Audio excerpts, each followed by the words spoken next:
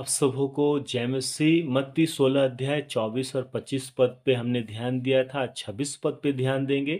यदि मनुष्य सारे जगत को प्राप्त करे और अपने प्राण की हानि उठाए तो उसे क्या लाभ होगा, या मनुष्य अपने प्राण के बदले में क्या देगा। यहाँ पे प्राण शब्द का दो अर्थ उभर के आता है, एक जीवन और एक आत्मा। मेरे प्रियो, मनुष्य के पास एक शरीर है परंतु वह एक आत्मा है। देह, प्राण और आत्मा है। एक आत्मा पूरी दुनिया में अधिक मूल्यवान है। बाइबल और प्रभु की शिक्षा हमें यही सिखाती है।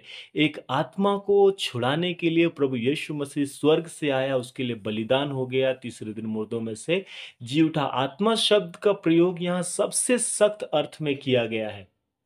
मसीह उन्हें याद दिलाता है कि मनुष्य की आत्मा को केवल कुछ दिनों के लिए संसार का आनंद लेने के लिए नहीं बनाया गया था, परंतु स्वर्ग में अमरता प्राप्त करने के लिए बनाया गया था।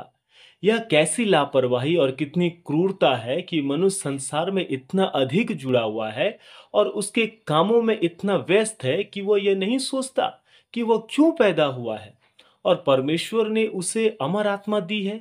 इस बात पे मनुष्य विचार नहीं करता। इतना संसार में वो खोया हुआ है। वो ध्यान दे ताकि जब सांसारिक जीवन का क्रम समाप्त हो जाए तो वो स्वर्ग में अनंत काल तक रह सके। और वास्तव में यह प्रसिद्ध है कि आत्मा संसार के सभी धन और भोगों से अधिक मूल्यवान है। लेकिन फिर भी मनुष्य सांसारिक विचारों से इतना अधिक अंधा हो गया है कि वो जानबूझकर और स्वेच्छा से अपनी आत्मा को विनाश के लिए छोड़ देता है। ये गंभीर बात है।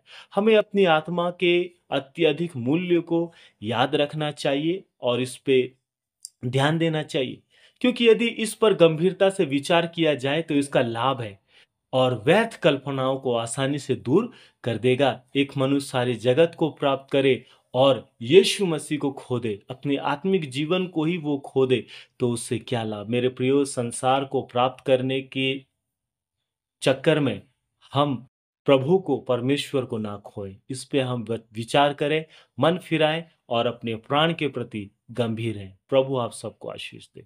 जय मसीह।